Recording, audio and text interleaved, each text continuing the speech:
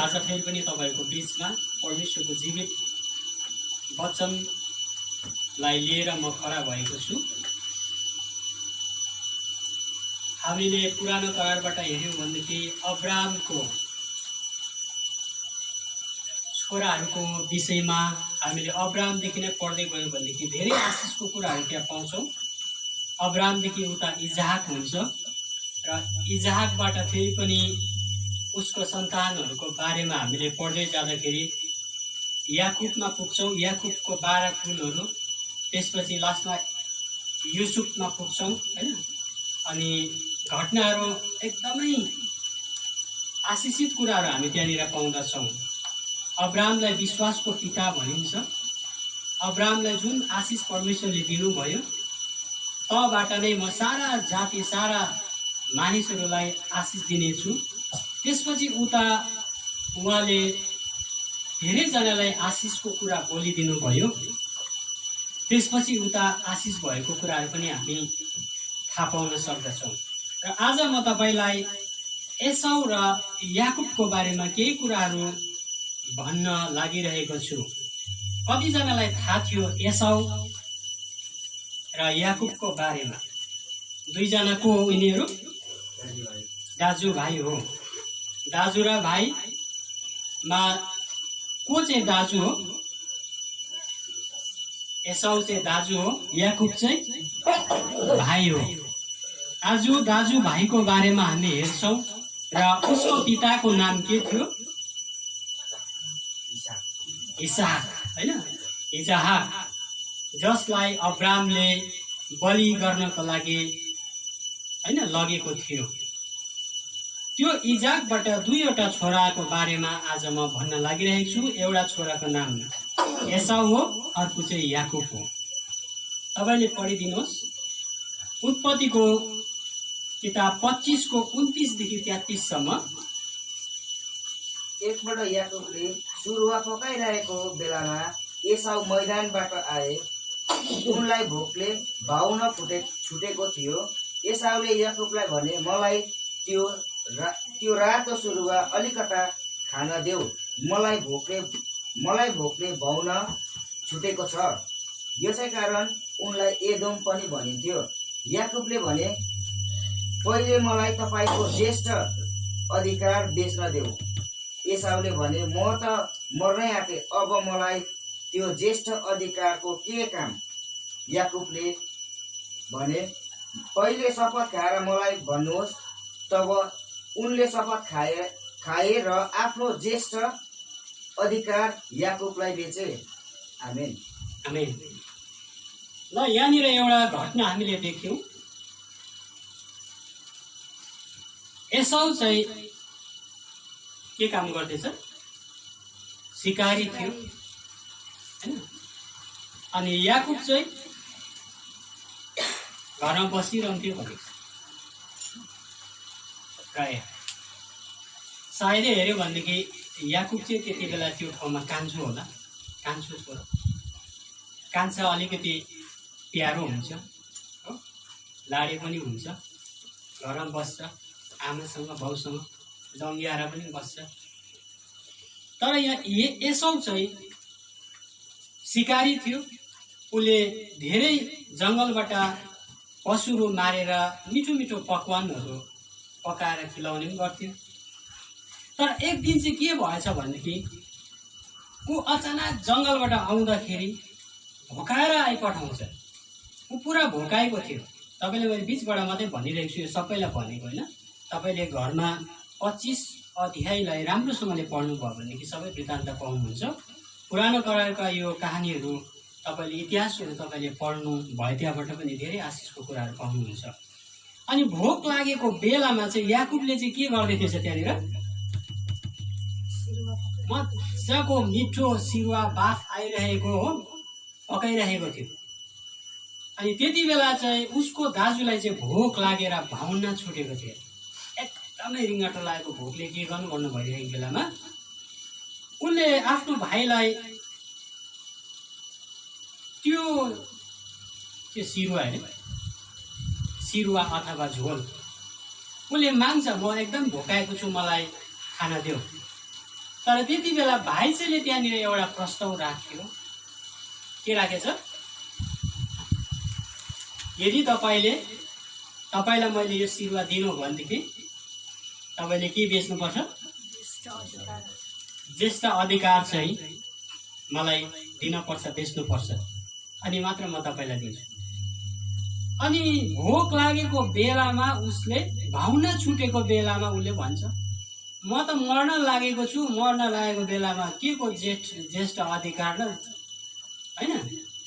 केही वास्ता छैन मलाई खानेकुरो देऊ, होइन? त्यति बेला उसले शपथ पनि खानु लाउँछ याकुबले।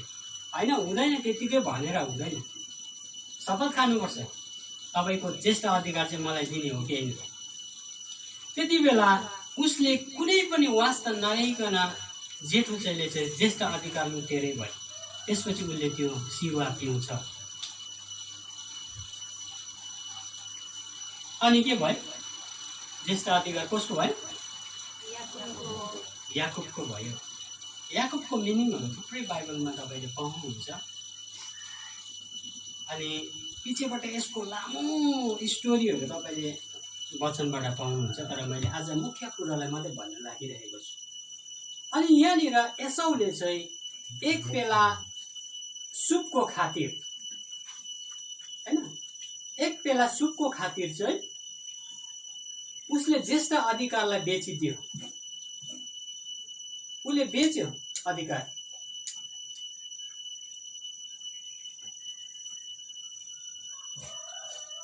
त्यसपछि उता के भएछ तपाईँले फेरि पनि हिब्रू 12:16-17 हिब्रू 12:16-17 भन्छ, कोही पनि दुराचारी वा एसाउ जस्तै अधर्मी नहोस्, जसले एक छाक भोजनको लागि आफ्नो ज्येष्ठ पुत्रको जन्मसिद्ध अधिकार बेचिदियो।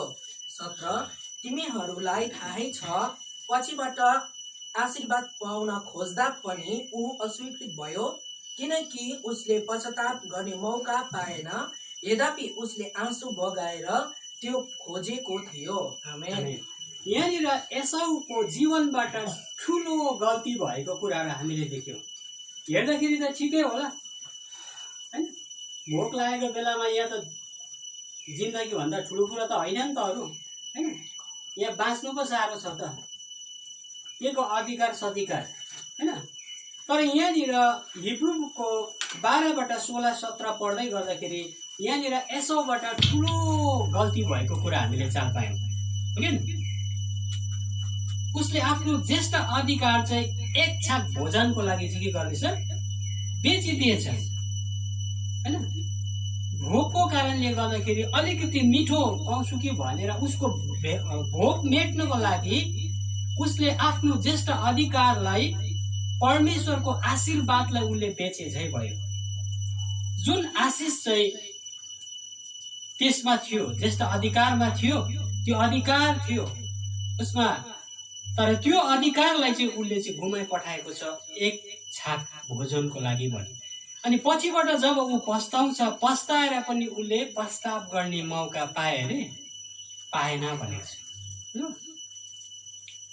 पछिबाट उसले पश्चाताप गर्ने मौका पाएन, उसले त ठुलो ठुलो गल्ती गरी पठाएछ भन्ने कुरो पछि थाहा भयो। मैले त ठुलै पो गल्ती गरेको रहेछ त, खाने बेलामा त मैले केही सम्झेको थिइनँ नि, होइन? खाने बेला मलाई भोक लागेको बेला मैले केही पनि सम्झिनँ, म त सानो होला जस्तो लागेको थियो। यहाँ मान्छेको जिन्दगी भन्दा ठुलो कुरो के चाहिँ छ र? मलाई पहिला खानु देऊ न। तर उसले खाने बेलामा उसले अरू कुरालाई विचार गरेन, ज्येष्ठ अधिकार के हो, आशीर्वाद के हो, कुनै कुरालाई वास्ता गरेन। तर खाइसकेपछि पछि उसलाई जब उसले त्यो कुरा चाल पाउँछ, उसको जीवनबाट ठुलो गल्ती भयो। अनि उसले चाहिँ फेरि पश्चाताप गर्ने मौका पनि पाएन, किनभने त्यो अधिकार चाहिँ अर्कोलाई दिइसकेको थियो। अनि तपाईँले फेरि अर्को वचन तपाईँले पढिदिनुहोस्। मत्ती 6:19-20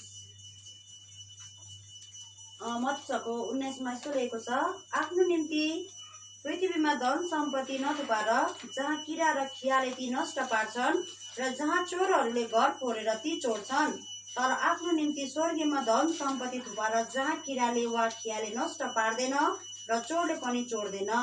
आमेन। यहाँनिर एसाउले चाहिँ सानो संसारिक फाइदाको लागि परमेश्वरबाट दिएको अधिकारलाई उसले गुमाएको छ। सानो संसारिक फाइदा, सानो संसारिक फाइदाको खातिर परमेश्वरले दिनुभएको त्यति ठुलो अधिकार र त्यति ठुलो आशीर्वादलाई चाहिँ उसले गुमाइ पठाएको छ। के को लागि भनेको छ? सानो संसारको सुखको लागि। यहाँनिर भन्दैछ संसारको धन नथुपार जहाँ किराले नष्ट हुन्छ, तर स्वर्गको धन थुपार। यहाँनिर उसले संसारिक सानो फाइदाको लागि उसले आफ्नो जीवनबाट चाहिँ यति ठुलो गल्ती भएको छ, परमेश्वरले दिनुभएको अधिकारबाट ऊ वञ्चित भएको थियो। संसारिक सुविधालाई उसले रोजेको थियो, संसारको सुविस्तालाई उसले हेर्यो हैन। संसारमा मलाई यहाँनिर बाँच्नु पायो भने भयो नि त, मलाई पहिला खानु देऊ न। उसले अरू केही पनि हेरेन, तर उसले ठुलो कुरा गुमायो भन्ने कुरा उसले त्यहाँनिर चाल पाएन।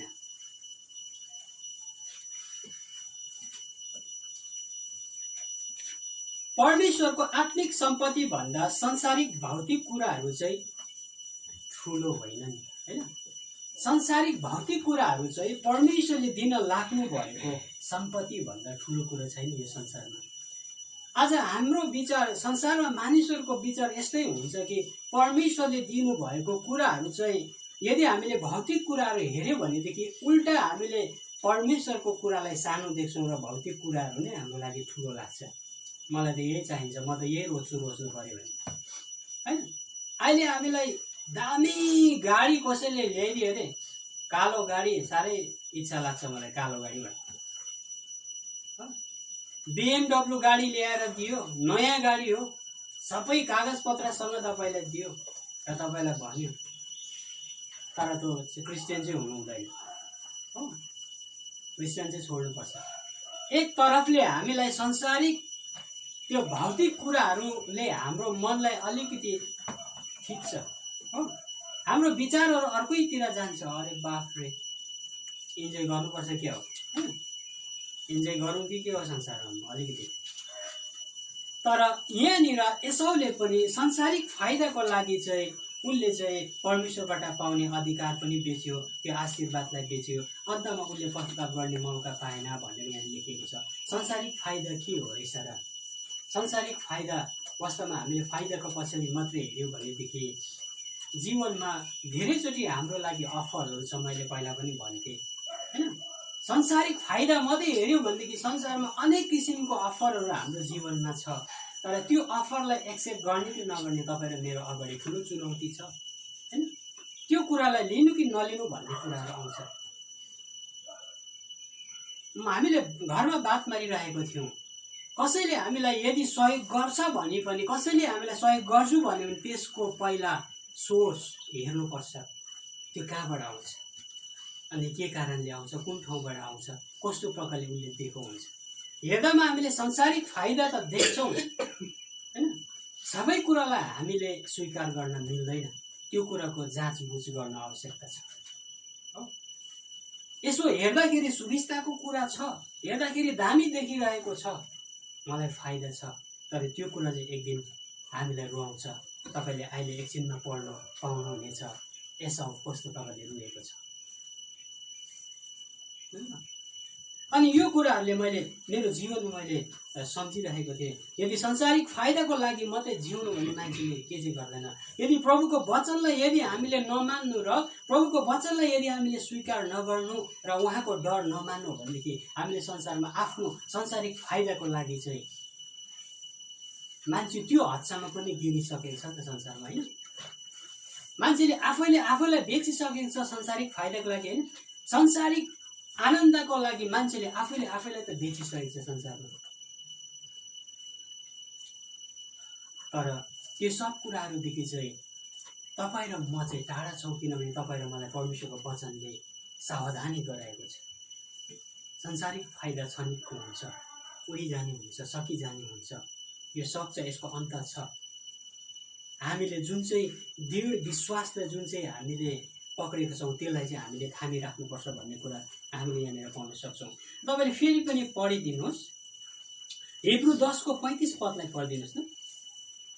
त्यसकारण आफ्नो यो भरोसा नत्याग गर, जसमा ठुलो इनामको प्रतिफल छ। आमेन। त्यसकारण यो ठुलो भरोसा हामीले नत्यागौँ। यसको पछाडि चाहिँ हाम्रो लागि ठुलो इनाम छ। हामी इनाम चाहिँ पछाडिको कहिल्यै पनि सोच्दैनौँ नि त।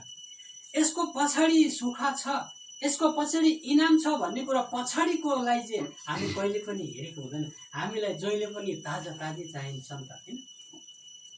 अहिले नै इन्जोय गर्नु हामीलाई चाहिन्छ, अहिले नै हामीलाई सबै कुरो चाहिन्छ। यही पृथ्वीमै हामीलाई इन्जोय गर्नुपर्छ। यो पृथ्वीमै हाम्रो लागि कतिजनाले आफ्नो विचार पोख्छ कि यही संसार स्वर्ग पनि हो, नरक पनि यही हो भन्छ।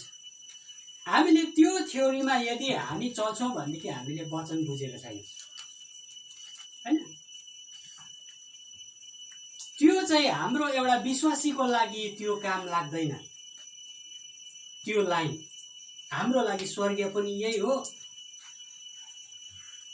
के हो संसार पनि यही हो भन्नु हामी सक्दैनौँ। तर हामी यो संसारमा चाहिँ एउटा पाउनाको रूपमा छ, एउटा भौतिक फाइदाको लागि यही संसारमा हामीले सबै कुरो गर्नुपर्छ, त्यसपछि उता त के हो थाहा छैन भनेर होइन। त यहाँनिर भन्छ अलिक पछाडि पाउने इनामको लागि।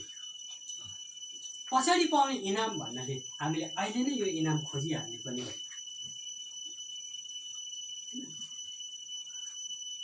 प्रकाश 22:12 पदले भन्छ, हेर म चाँडै आइरहेको छु, हरेक मानिसले उसले गरे अनुसार प्रतिफल मसँग छ। उहाँले दिनुहुन्छ नि त प्रतिफल। हामीले यदि राम्रो गरेको छ भने त्यसको प्रतिफल हामीले एक दिन पाउँछौँ, होइन? इनामको रूपमा पाउँछौँ। उहाँले हामीलाई चुपचापसँगले बस्नुहुन्न, म दिन्न यसलाई इनाम भने। उहाँ आउँदै हुनुहुन्छ, हामीलाई प्रतिफल दिनुहुन्छ। खराब काम गरे भनेदेखि त्यसको प्रतिफल पनि निश्चय नै पाउँछौँ। यदि असल काम गरे त्यसको पनि प्रतिफल तपाईँ र मैले पाउँछौँ। परमेश्वर त्यस्तो निर्दय हुनुहुन्न, हाम्रो गलत कामको मात्रै प्रतिफल दिएर असल कामको प्रतिफल नदिनुहुने उहाँ हुनुहुन्न। हामीले असल काम गरेको छौँ भने त्यसको प्रतिफल पनि परमेश्वरले हामीलाई दिनुहुन्छ। अनि यहाँनिर त्यो कुराहरू लेखेको हामी पाउँछौँ र इनाम चाहिँ पछाडिबाट छ, तर हामीलाई चाहिँ अहिले नै सबै कुरो यसै ठाउँमा पाउनुपर्छ भन्ने कुराले एसाउले म त मर्नु आँटेको छु हो, मरेपछिको उताको त उसले केही पनि सोचेन नि त। म चाहिँ बाँच्नु पाउँ न त, यहाँ भोकले मर्नु आँटेको बेलामा, होइन? म यहाँ भोकले मर्नु आँटेको बेलामा बाँच्नु त पाउँ कमसेकम। मरेपछि त के थाहा, अब कहाँ जान्छ नि उसले त। त्यो उसको सोचाइ त त्यो पनि थियो कि बा उसले चाहिँ बाँच्नु चाहन्थ्यो, तर अधिकारसँग उसको केही मतलब थिएन, होइन? त्यो ज्येष्ठ अधिकारसँग उसको केही मतलब थिएन। परमेश्वरले दिने आशीर्वाद, स्वर्गीय फाइदाहरूको बारेमा, स्वर्गीय इनामहरूको बारेमा उसले केही पनि महत्त्व सम्झेन। तर यसै संसारको इनाम र यसै ठाउँको बारेमा उनले विचार गरेर उसले ठुलो कुरालाई गुमाइ पठाए। तपाईँले अर्को खण्ड पढिदिनुहोस्, 27:30 होइन? उत्पत्ति पहिला उत्पत्ति 27:30 पढिदिनुहोस् त। 30 - 40 तपाईँले मजाले पढिदिनुहोस्। उत्पत्तिको 27 अध्याय 30 - 40 मजाको पढिदिनुहोस्।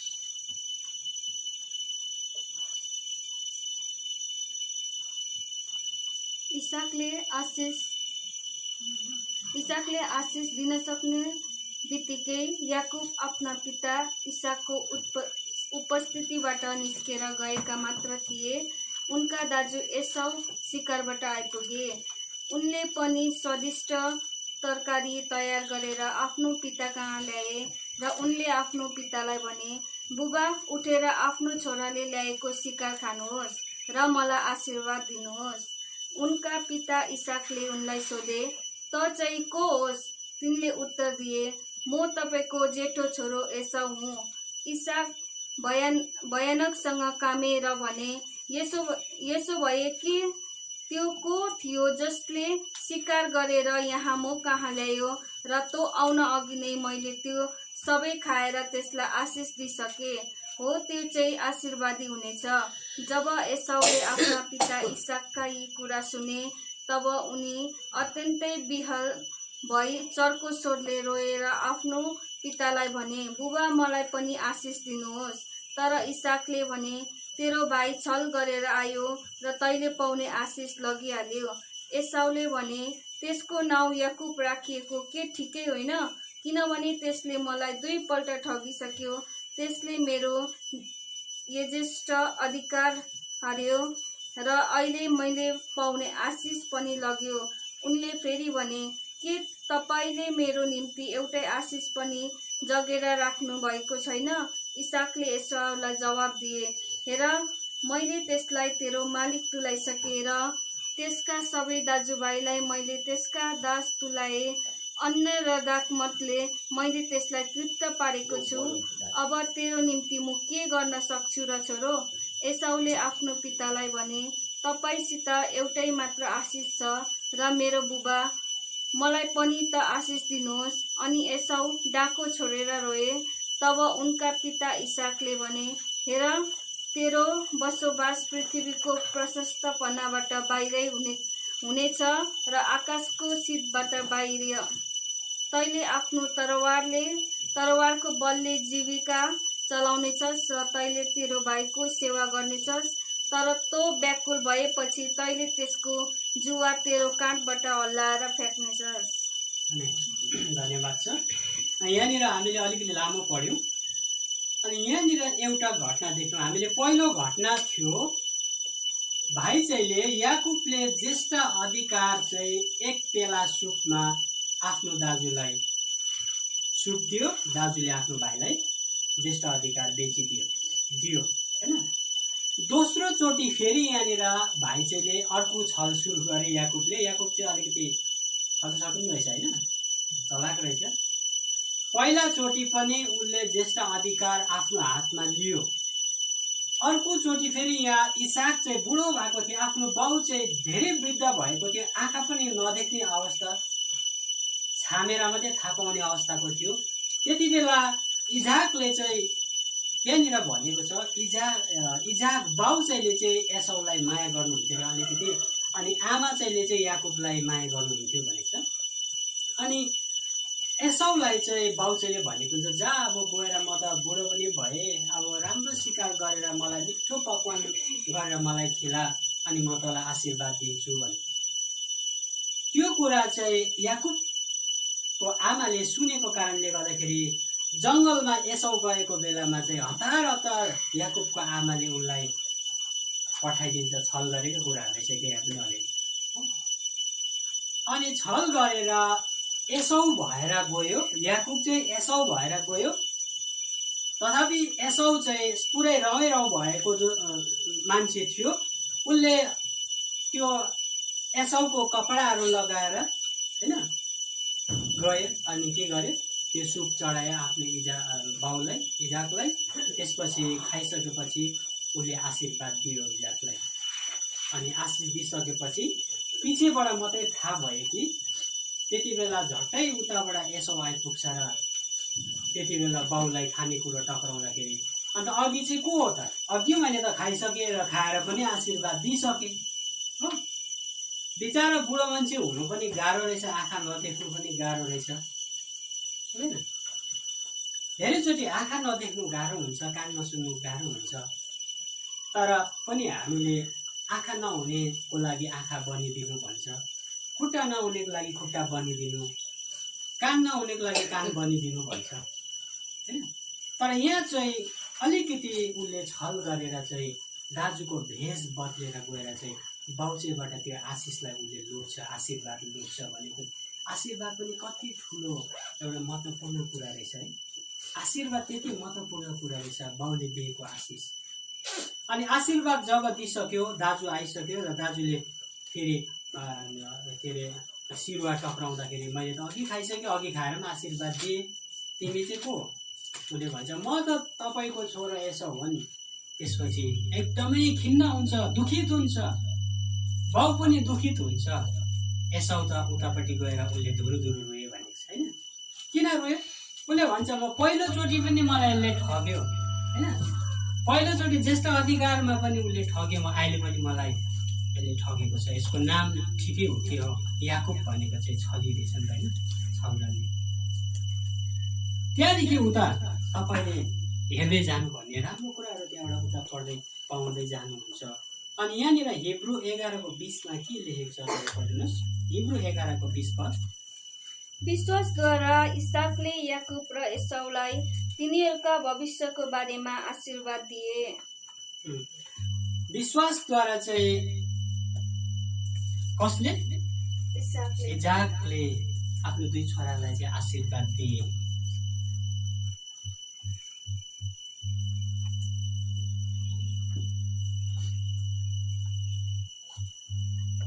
अनि यहाँनिर जब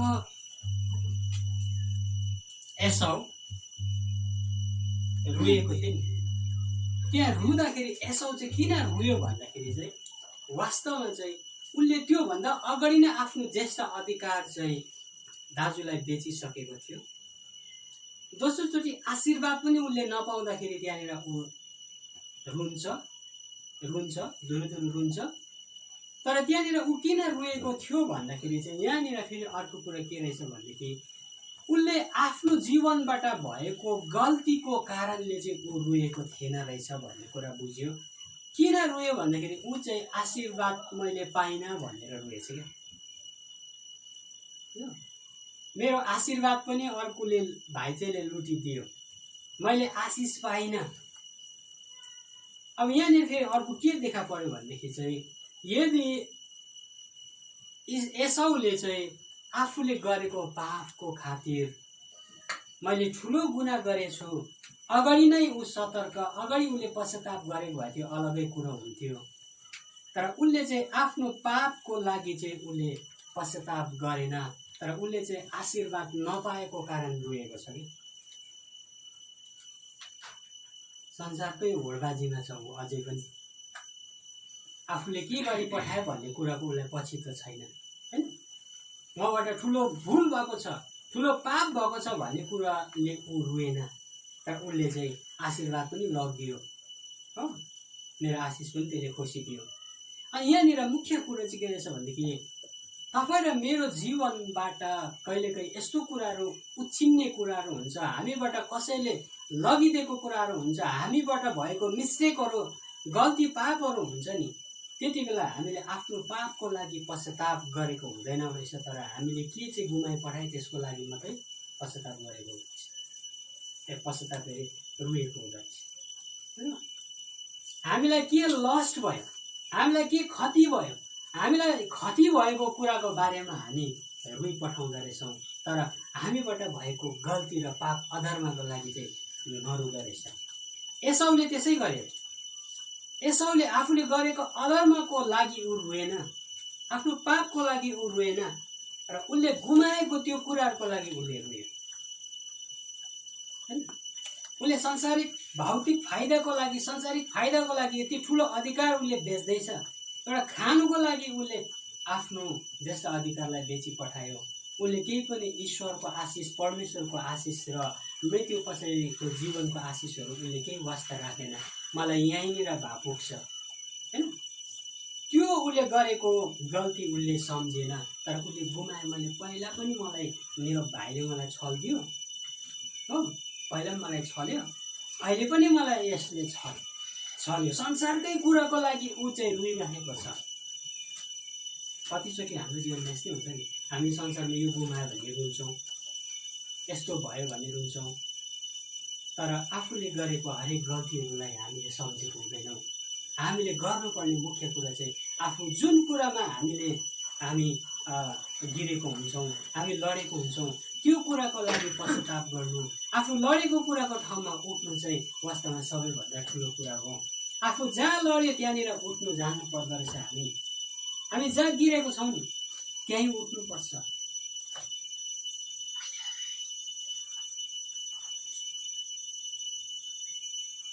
जलढकामा लडेर दार्जिलिङमा उठ्ने होइन, हामी यहाँ लडे यहीँ उठ्नुपर्छ हैन।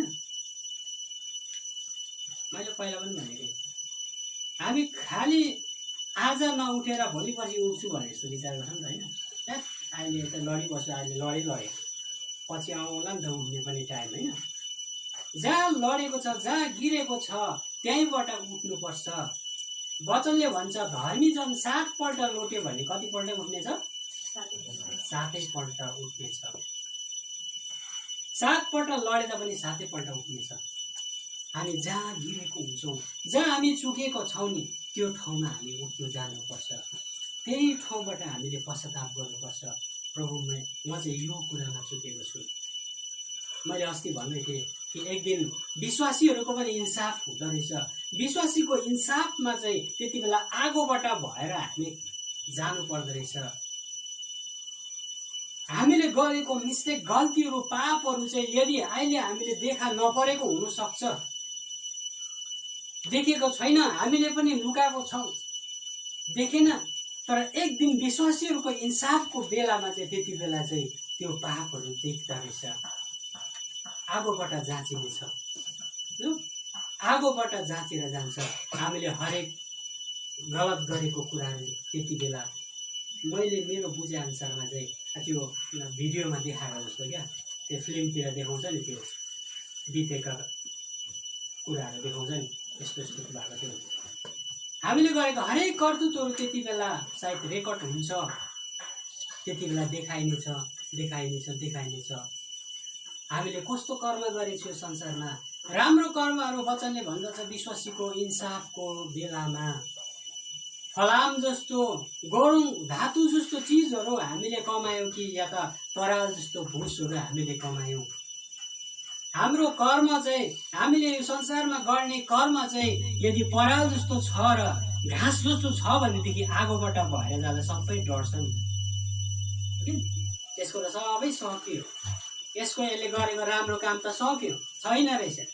सबै यसले कमाएको त, पृथ्वीमा यसले कमाएको त घाँस र पराल पो रहेछ। आगोबाट त सबै डढे। तपाईँ र मैले सुन चाँदी जस्तो र फलाम जस्तो डढाउँदा पनि नडल्ने चिज यदि हामीले कमाएको छौँ भने आगोबाट भएर जाँदा त्यति बेला हामीले विजय पाउँछौँ। हाम्रो कर्महरू रहिरहन्छ, हामीले असल गरेको कुराहरू त्यहाँ रहन्छ। यदि हामीले गलत गरेको कुराहरू त्यहाँनिर भुस जस्तो भएर डढेर जान्छ। अनि मैले सम्झिरहेको थिएँ हामी विश्वासी जीवनको इन्साफ चाहिँ हामीले दण्ड चाहिँ सायद उधार त तपाईँ र मेरो हुन्छ नै, विश्वासद्वारा उधार पाए तापनि के भयो, त्यति बेला यदि हामीले विश्वास गरेर पनि प्रभुमा आएर पनि यदि हामीले पाप कर्महरू गर्छौँ भनेदेखि त्यति बेला लाजामर्दो हुने अवस्थाहरू चाहिँ निश्चय नै हुँदो रहेछ। डर लाग्दो लाजामर्दो अवस्था चाहिँ त्यति बेला हुन्छ। उधार त छ तर लाजामर्दो जिन्दगी त्यति बेला नाङ्गो पारिने छ। त्यति बेला त्योभन्दा शरम मर्दो कुराहरू के हुन्छ र? अहिले हामीले देखेको छैन होइन? हामीले लुक्दै पाप गरेको कुराहरू, हामीले छुट्दै गरेको कुराहरू देख्दैन अहिले। तर इन्साफको बेलामा जब हामी आगोबाट भएर जान्छौँ नि त्यति बेला देखा पर्छ, त्यति बेला सबैले देख्नेछ, उदाङ्गा हुनेछ। त्यस कारणले गर्दाखेरि प्रभुमा आइसकेपछि पनि हामीले हाम्रो जिउने कुराहरू, हामीले सोच्ने कुराहरू, हाम्रो कर्महरू हामीले राम्रो गरेको हुनुपर्दो रहेछ। म स्वर्ग गएँ, मैले उधार पाएँ भइहाल्यो भनेर हुँदैन रहेछ। मैले उधार पाएँ, म स्वर्ग जाने नै त हो, भइहाल्यो त्यति भएदेखि। तर हाम्रो एक एकवटा कामको हिसाब हामीले त्यो दिन बुझाउनु पर्दो रहेछ। गुप्तमा राख्नुहुन्न त्यति बेला फेरि यसले त यस्तो गरेको छ, यसो भित्रभित्र मिलाइदिनु पर्यो, हुँदैन। कानमा मात्रै आएर सुटुक्कै भन्नु न, तैँले यस्तो पाप गरेको थिइस्, त्यहाँनिर उदाङ्गा हुनेछ। त्यति बेला सबै प्रष्ट हुनेछ, त्यति बेला देख्नेछ। विश्वासीलाई पनि छुट छैन। हामी विश्वास गरेर प्रभुमा आयौँ, हामीलाई छुट छ। अब त उधार त भयो, मेरो केही मैले लेखा दिनु पर्दैन, मैले स्वर्गमा हिसाब दिनु पर्दैन भनेर हामीले लुक्दै पाप गर्दै गरेको छौँ भनेदेखि एक एकवटा रेकर्ड, एक एकवटा हिसाब त्यति बेला हामीले बुझाउनु पर्ने हुन्छ, त्यति बेला देखाउनु पर्ने हुन्छ। त्यो भन्दा ठुलो लाजमर्दो कहिले पनि हुँदैन। मैले एकचोटि भनेको थिएँ हामीले के अरे प्रभुलाई पाउँदा या नपाउँदा जति पनि जिन्दगीमा गल्तीहरू गरेका छौँ नि, सायद यति बेला हामीले छोडे त भलाइ त्यो कामहरू हामीले छोडेका छौँ, तर हामीले कसरी दण्ड पाइरहेका छौँ थाहा छ? अहिले पनि यस पृथ्वीमा हामीले दण्ड इन्डाइरेक्टली प्रकारले पाइरहेका छौँ। जब जब हामीले गरेको गल्तीहरूलाई हामीलाई सम्झना हुन्छ नि, हामीमा यति ठुलो पश्चाताप हुन्छ, त्यो चाहिँ पनिसमेन्ट हो। जब हामीले गरेको गल्ती मिस्टेकहरू हाम्रो माइन्डमा आउँछ अहिले पनि, त्यति बेला तपाईँलाई सायदै मिठो भोजन अगाडि छ भने पनि खानु मन लाग्दैन होइन? हामीलाई पवित्र आत्माले झस झस देखाइदिनुहुन्छ, हामीलाई मिठो भोजन पनि याक्कै हुन्छ, खानु मन लाग्दैन। मैले भन्दै थिएँ पनिस हामीलाई प्रभुले डङ सायद माथिबाट लौरोले दिनु भएन होला, तर जब जब पनि हामीले गरेको गल्ती हामी सम्झना गर्छौँ नि, त्यो सम्झना गर्दाखेरि तितो फिल गर्छौँ हामी होइन, नमिठो फिल गर्छौँ नि, त्यो चाहिँ तपाईँ र मेरो दण्ड हो यस ठाउँमा पनि होइन, हामीलाई दण्ड हुन्छ। यस कारणले त्यो सोच्ने नबनाउनु नै बेस्ट हो। भोलिको दिनमा हामीले पल पल सम्झेर पल पल सोचेर मर्नु भन्दाखेरि, पल पल हाम्रो जीवनको मिस्टेकहरूलाई पल पल हामीले सम्झेर हामीले चित्त दुखाइ बस्नु भन्दाखेरि जीवनमा गल्ती नगर्नु। प्रभुमा आइसकेपछि हामी सबै अधर्मको कामहरूदेखि टाढा बस्नु नै बेस्ट हो। सबै अधर्मको कामदेखि हामी टाढा बस्नुपर्छ। आउँछ परीक्षा र अघि बिहान मैले पढ्दै थिएँ टिकारामले पढेको वचनमा, त्यहाँनिर यीशुलाई हामीलाई जस्तै परीक्षा आए तर पनि उहाँ पापरहित हुनुहुन्थ्यो। आमेन। यीशुलाई पनि हामीलाई जस्तै परीक्षा आएको थियो तर पनि पापरहित हुनुहुन्थ्यो। यो कति शक्तिशाली वचन हो, याद गर्नुभयो? पापरहित हुनु चाहिँ सबैभन्दा मुख्य कुरा हो।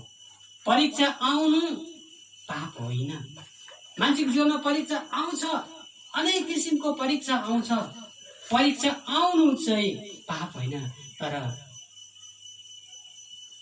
परीक्षामा पनि निष्पाप हुनु, पाप रहित हुनु चाहिँ ठुलो कुरा हो। यीशुले चाहिँ यो कुरा गरेर देखाउनु भयो। एसाउलाई परीक्षा आयो तर परीक्षामा गिर्यो, ऊ पास भएन। परीक्षामा गिर्यो, उसले एक पेला सुपको लागि, एक मुठी भोजनको लागि उसले त्यति ठुलो अधिकारलाई उसले गुमाइपठायो, त्यति ठुलो अधिकार गुमायो। भलै हाम्रो जीवनमा यो संसारमा रहँदाखेरि हामीलाई ठुल्ठुलो अफरहरू देला संसारले, यसो गरिदिन्छु त्यसो गरिदिन्छु भन्ने कुराहरू आउला, हाम्रो अगाडि मिठो मिठो व्यञ्जनहरू राखिदेला, भोजनहरू राखिदेला, तर त्यसको पछाडि पनि एउटा शर्त होला। के हामीले त्यो शर्तलाई मन्जुरी गरेका छौँ? सबै कुरोमा शर्त त हुँदो रहेछ नि त, हो कि? सबै कुरामा याकुबले पनि शर्त राखिदियो यहाँनिर। यदि तिमीले मलाई ज्येष्ठ अधिकार दिन्छौ भने म तिमीलाई सुख दिन्छु। संसार यस्तै छ। संसारमा बिना शर्त बिना शपथ केही पनि मिल्दैन। संसारमा जे कुराको पनि पछाडिबाट शर्त राखेको हुन्छ, शर्त राखेको हुन्छ। यस कारणले गर्दाखेरि एसफले चाहिँ त्यो शर्तलाई स्वीकार गरे अनि ज्येष्ठ अधिकार बेचिदिए। कतिवटा शर्तहरूमा हामी एग्री भइपठाउँछौँ नि, ठिकै छ तिमीले राखेको शर्त म मन्जुरी गर्छु। के जाँदैछ, के घुम्दैछ, मेरो हातबाट के ठुलो कुरो फुस्किनेवाला छ, मेरो हातबाट के उम्किन आँटेको छ, त्यो कुरालाई वास्ता गर्दैन। तर त्यो शर्तमा एग्री हुन्छौँ हामी, होइन? ठुलो मिस्टेक जिन्दगीमा भएर जान्छ। अर्को वचनको पाठ फलाइदिन्छु, पढिदिनुहोस्। 3:12 र 13 यसरी लेखेको छ, हे भाइयो होसियार बस, नत्र त जीवित परमेश्वरबाट पतित हुनलाई तिमीहरूमा कसैको अविश्वासको दुष्ट हृदय हुनेछ। तर आजको दिन भन्दा एउटाले अर्कोलाई दिनदिनै अर्थी देऊ, नत्र त तिमीहरू मध्ये कोही पापको छलले कठोर हुनेछ। आमेन। ल, मुख्य कुरा के रहेछ यहाँनिर? हिब्रू 3:12 देखि 13सम्म। फेरि एकचोटि पढिदिनुहोस्। हे भाइयो, होसियार बस, नत्र त जीवित परमेश्वरबाट पतित हुनलाई तिमीहरूमा कसैको अविश्वासको दुष्ट हृदय हुनेछ। तर आजको दिन भन्दा एउटाले अर्कोलाई दिनदिनै अर्ती देऊ, नत्र त तिमीहरू मध्ये कोही पापको छलले कठोर हुनेछ। कोही पापको छलले कठोर हुनेछ। होसियार बस भनेर यहाँ भन्नुभएको छ इब्रूको लेखकले। होसियार बस, पतित हुनको लागि छल्ने कुराहरूबाट हामीलाई सावधानी हुनु भन्ने कुराहरू यहाँनिर छ।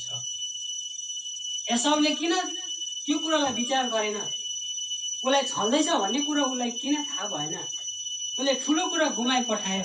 ठुलो पश्चाताप पछितो उसको जीवनमा भयो, जो फेरि दोबारा उसले त्यो कुरालाई प्राप्त गर्न सकेन। उसले दोबारा त्यो कुरालाई प्राप्त गर्न सकेन। कहिलेकाहीँ हामीले गुमाइ पठाएको कुराहरूलाई नि फेरि भर्न असमर्थ हुँदै हुँदैन। हामीले जुन कुरो गुमाउँछौँ त्यो कुरालाई भर्न हामी सक्दैनौँ। त्यो खाली ठाउँलाई हामीले भर्न सक्दैनौँ। गुमेपछि फेरि फर्काएर ल्याउन हामीलाई गाह्रो पर्छ। अनि यो वचनबाट असमर्थ बन्द त्यो रित्तो स्थानलाई हामीले कहिलेकाहीँ भर्न सक्दैनौँ।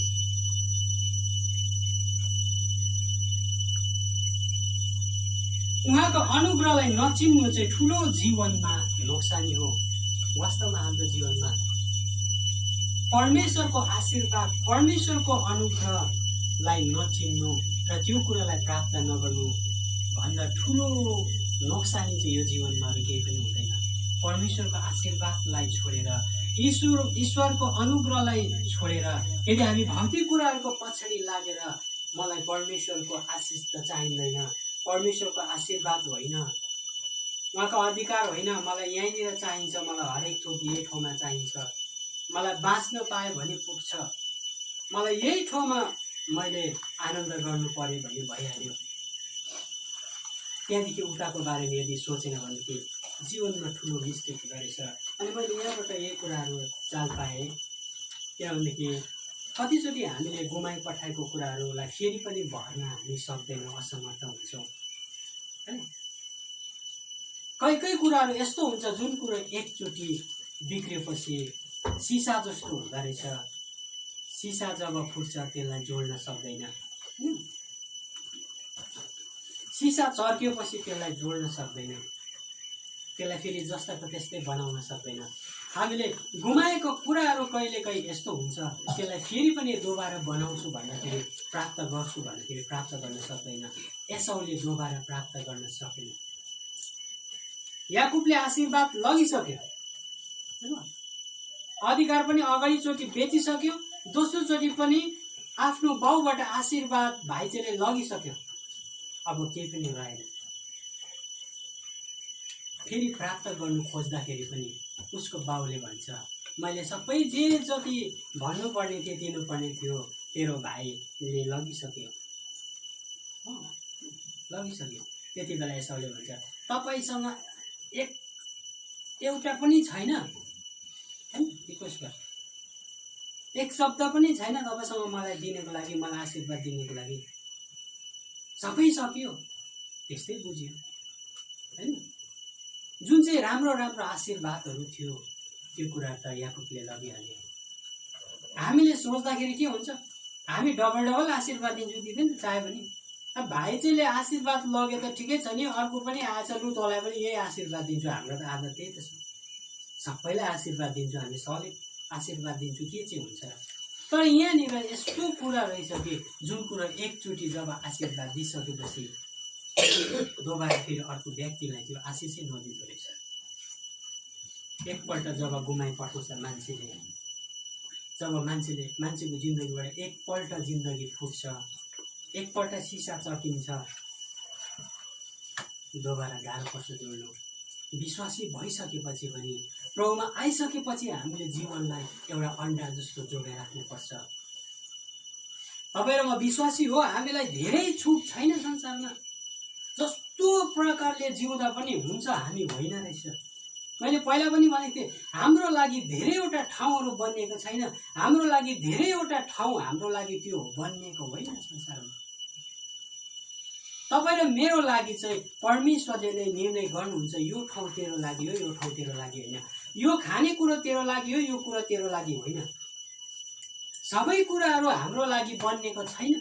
जहाँ पनि हामी स्वतन्त्र प्रकारले जान सक्दैनौँ, हिँड्न सक्दैनौँ, हेर्न सक्दैनौँ, खान सक्दैनौँ, बोल्न सक्दैनौँ।